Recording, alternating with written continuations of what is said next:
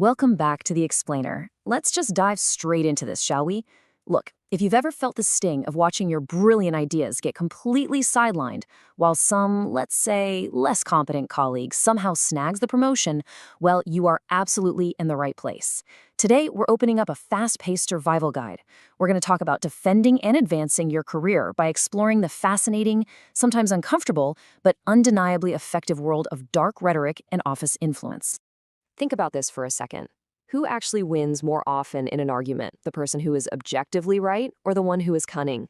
It's a question that pretty much shatters the grand illusion of the corporate meritocracy.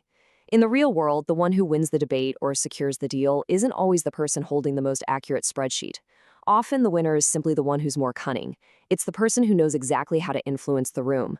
We really need to look beyond just being right and figure out how to actually navigate this complex chess game of human interaction.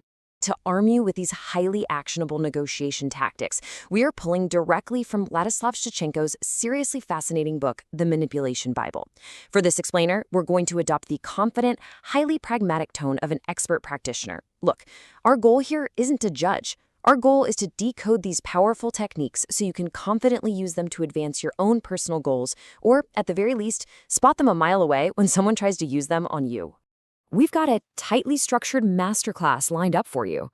We'll start with the anatomy of corporate manipulation, move into the arsenal of a confident leader, dive into literal brain hacking with cognitive biases, uncover emotional and verbal traps, and finally, lock down your defense and moral boundaries.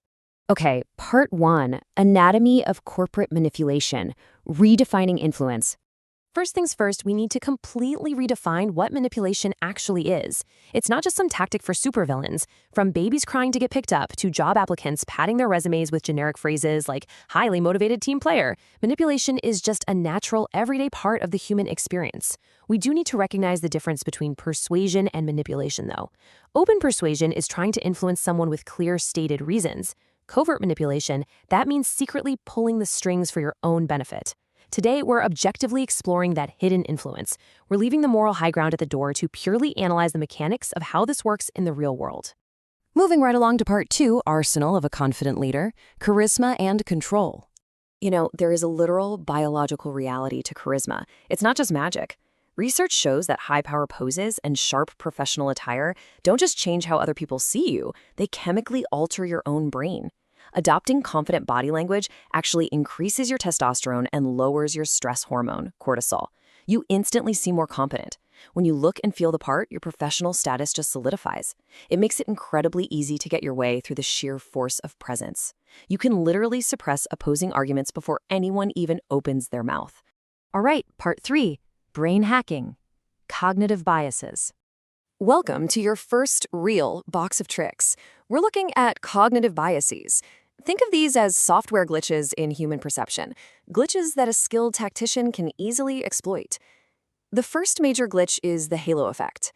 If you present yourself as highly articulate or exceptionally well-dressed, people unconsciously assume you're also incredibly competent, intelligent, and trustworthy in areas you might literally know nothing about. This single positive trait creates a powerful illusion of overall mastery. It subtly pressures your opponents into yielding to your arguments just because you, well, seem like you know exactly what you're doing. So the crucial question is, how do we actively deploy these traps in everyday office situations? Take the reciprocity trap. You buy a colleague a $5 coffee, and they suddenly feel socially obligated to cover for your major mistake later. Or the scarcity trap. Artificially limit your availability to force a client into a rapid, unthinking decision. And honestly, my personal favorite, superiority bias. Simply tell a colleague, hey, you are literally the only one talented enough to handle this presentation, and watch them eagerly take on your massive workload just to prove you're right. Which brings us to part 4, emotions and verbal traps, steering the narrative. Reason and logic are great, sure, but emotions are what actually drive human behavior. Eliciting guilt is shockingly effective here. First, you fabricate a slight or an injury. Then you deliver the absolute killer line. You know, I really expected better from you. Because we are all deeply conditioned by society to avoid being seen as selfish, your colleague's instinct to conform to social pressure just takes over. Overwhelmed by a mix of pity and guilt, they'll likely cave to your demands just to restore harmony. It's wild how well it works. This leads us straight into the incredible power of framing. Let's say someone accuses you of rushing through a task. You reframe it instantly. I didn't rush, I executed it with high efficiency. Bam! You completely change their perception of the situation to your advantage. It uses the exact same set of facts, but paints you as a highly productive asset instead of a careless worker. Now, here is your quick arsenal of verbal tools to confidently shut down disagreeable conversations. Use metaphors to completely oversimplify complex issues in your favor. Just sprinkle the word because into your sentences. It literally simulates logic, even if your reasoning makes no sense. If they make a genuinely good point, use the accusation of irrelevance to brush it off as off topic. And if you are truly cornered, deploy a thought-terminating cliché. Just state with total confidence, well, it's just true. It's a circular argument, sure, but delivered with enough conviction, it shuts down debate 99% of the time. Finally, Part 5, Defense and Moral Boundaries. The Tactician's Shield. Okay, we've built up your offensive toolkit, but if you're going to survive the corporate jungle, you must also be able to identify and neutralize toxic attacks when colleagues try to use them on you. Fortunately, manipulators get sloppy and make critical errors. Watch out for these 3 massive red flags. First, mechanical mirroring. If they're copying your posture and claiming to share all your exact niche hobbies within 10 minutes of meeting you, but they lack any real substance when pressed, they're playing you. Second, watch for feigned theatrical emotional outbursts that totally don't match the low stakes of the meeting. And third, if they rely purely on those killer phrases we just discussed, but have literally 0 facts to back them up, their mask is slipping. Here is your pragmatic defense checklist. Literally take a screenshot of this. When someone claims to be a huge expert on your favorite topic, ask them 3 highly specific, concrete follow-up questions. A faker will instantly crumble. If they throw deliberate red herrings at you, completely ignore them and stubbornly stick to your point. And finally, name it and tame it. If they use a killer phrase, just smile and say, those killer phrases won't work on me. Simply calling the tactic out loud strips it of all its power immediately. Now, let's briefly touch on the moral boundaries of these techniques. Manipulation isn't inherently evil, guys. It's a spectrum.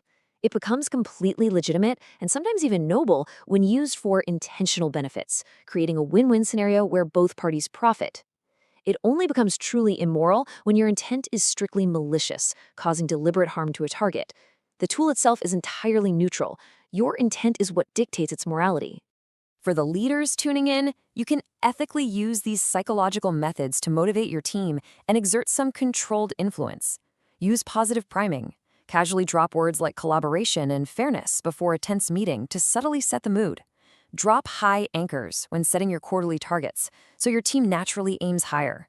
And tailor your influence directly to their basic needs. Look, if an employee craves recognition, public praise is going to motivate them far, far more than a tiny cash bonus ever would. So to actually implement this survival guide quickly, I want you to follow these steps. First, sit down today and really analyze your past conversational failures. Where exactly were you outmaneuvered? Second, pick your battles. Use these techniques sparingly so you maintain an aura of absolute credibility. You don't want to look like a cartoon villain. And third, just keep expanding your rhetorical toolkit. Which leaves us with one final, slightly provocative thought. You are now armed with the knowledge of how human influence actually works in the shadows.